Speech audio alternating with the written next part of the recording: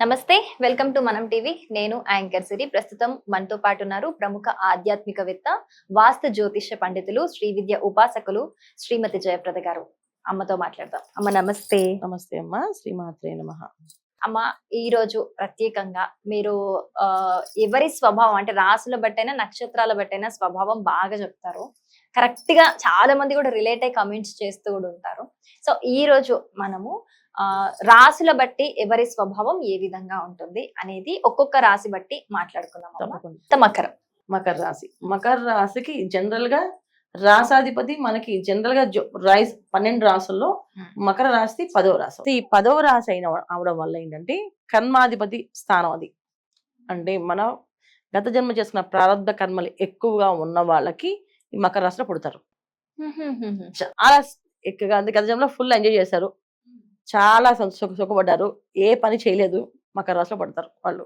కష్టపడ్డాక అయ్యో, చాలా టైం అంటే హై నాలెడ్జ్ ఉంటుంది, ప్రతి విషయాన్ని వాళ్ళు ఈజీగా చేయగలుగుతారు, కానీ వాళ్ళ చేతిలో అదృష్టం ఉండదు. 100% పని చేస్తారు. మకర రాశి వాళ్ళు మనం తీసుకుంటే తెల్లవారుజాము 4 లేచి వర్క్ చేసే వాళ్ళు చాలా మంది ఉన్నారు, అండ్ నైట్ అంతా ఉండి వర్క్ చేసే వాళ్ళు చాలా మంది ఉన్నారు, కానీ వాళ్ళకి గుర్తింపు అనేది ఉండదు. అంటే అంత బాగుంది కానీ టైం కలిసి రాలేదంటారు. అదృష్టం చాలా తక్కువ.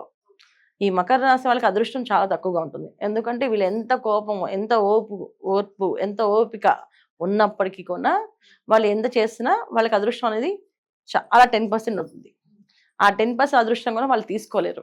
ఎందుకంటే మకర రాశి వాళ్ళు గుళ్ళకి గోపురాలకి తిరగరు, కానీ వీళ్ళు గుళ్ళకి గోపురాలకు వెళ్తేనే పనులు అవుతాయి. నమ్మరా దేవుడు? నమ్మకపోవడం కాదు, ప్రాక్టికల్ గా ఆలోచిస్తారు. ఇప్పుడు మనకి లేనిది, ఇప్పుడు దేవుని పొద్దున్న లేచి దేవుడి దగ్గరికి వెళ్ళి నా పరిస్థితి ఏంటి అడిగితే ఆయన మాత్రం ఏం చేస్తాడు? నెక్స్ట్ డే మార్నింగ్ వెళ్తే ఆయన కూడా ఏంట్రా బాబు రోజు వచ్చి నన్ను ఫేస్ కనిపిస్తాను అంటారు. అందుకే పర్లేదు, ఆయన ఎక్కువ కష్టపడద్దు, మనం ఇలాగే ఉందాం, మనకి ఇప్పుడు ఇస్తా అప్పుడు ఇస్తాడు అని చెప్తాను అని అనుకుంటారు. అలా అనుకోవడం ప్రాక్టికల్ గా ఉండడం మంచిదే. కానీ వీళ్ళు అంటే కొన్ని రాశులకి ఖచ్చితంగా దేవాలయం దర్శనానికి వెళ్తేనే అవుతుంది, కొన్ని రాశులకు వెళ్ళపోయినా అవుతుంది, వాళ్ళకి అవుతుంది. కర్మ ఫలితాలు అంతే, కర్మ ఫలితాలు. వాళ్ళ అదృష్టమైన జీవితం అనుభవించిన పుట్టారు కనుక సో వాళ్ళ అకౌంట్ ఓపెనింగ్ అనమాట. సో వాళ్ళు ఉన్న బ్యాంక్ లో ఉన్న బ్యాలెన్స్ ఏవైతే ఉందో అది వాడుకోవడమే వాళ్ళ పని. సో మకర రాశి వాళ్ళకి ఏంటంటే ఖచ్చితంగా దేవాలయాల్లోకి వెళ్ళడము, వీళ్ళు ఎక్కువ సేవ చేస్తారు. ఇప్పుడు మనకి ఏదైనా పని చేయాలి అంటే మకర రాశి వాళ్ళు ముందు వచ్చి చేస్తామండి అంటారు, చాలా హంబుల్ గా ఒప్పుకుంటారు. ఆ పని ఎటువంటి పని అయినా చేసేస్తామని చెప్పి అంటారు.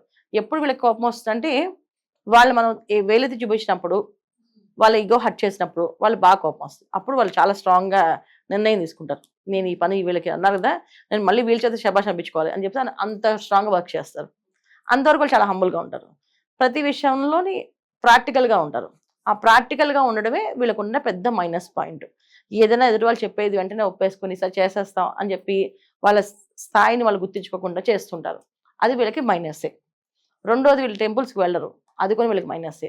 దేవుణ్ణి ఎక్కువ నమ్మరు, అది కూడా మైనస్సే. వీళ్ళకి వెళ్తే మంచి జరుగుతుంది వాళ్ళకి 100%. వీళ్ళు ఖచ్చితంగా దేవాలయానికి ఎవరైతే మకర రాశి వారు వెళ్తూ ఉంటారో వాళ్ళకి జీవిత భాగస్వామి అనుకూలంగా ఉంటుంది, సంతానం అనుకూలంగా ఉంటారు, ఇంట్లో వాళ్ళు వాళ్ళని గౌరవిస్తారు, చాలా ప్రేమగా చూసుకుంటారు.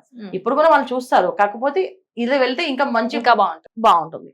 ఎందుకంటే వీళ్ళకి వచ్చే పార్ట్నర్స్ ఎప్పుడు కూడా ఎమోషనల్ కనెక్టివ్, వాళ్ళు ఎక్కువ పూజలు చేస్తూ ఉంటారు. మా ఆయన బాగుండాలి, మా ఆయన చల్లగా ఉండాలి, మా ఆయన. అలాగే అమ్మాయిలు అనుకో, అమ్మాయి వెళ్ళదు, పొద్దున్న అబ్బాయిలు లేచి మొత్తం ఇల్లంతా శుభ్రం చేసేసి ముగ్గులు వేసేసి అందంగా తయారు చేసి టిఫిన్ తయారు చేసి పెట్టేవాళ్ళు కూడా ఉన్నారు ఈ కాలంలో. మకర రాశి అమ్మాయిలకి అబ్బాయిలు కొంతమంది అలాగే వస్తారు, ఎమోషన్ అనమాట. అసలు ఏ ఎమోషన్ లేకుండా ఎలా ఉండగలుగుతున్నావు నువ్వు అని చెప్పి అడుగుతూ ఉంటారు. దానివల్ల కూడా వీళ్ళకి మానసికంగా కొంచెం వైవాహిక జీవితంలో కొంచెం ఇబ్బందులు వస్తాయి, ఇవి జరుగుతాయి. మకర రాశి వాళ్ళకి మెయిన్ ఇది. వాళ్ళు చేసుకోవాల్సింది ఏంటంటే పరిహారాలు, ఎక్కువగా దేవాలయానికి వెళ్ళడమే వాళ్ళ పరిహారం. థ్యాంక్ యూ సో మచ్ అమ్మ. ప్రతి ఒక్క రాశికి నిజంగా ఈ వీడియో కూడా చాలా మంది రిలేట్ అవుతారు, చాలా చక్కగా ఎక్స్ప్లెయిన్ చేశారు. Thank you so much. నమస్తే అమ్మా, శ్రీమాత్రే నమః.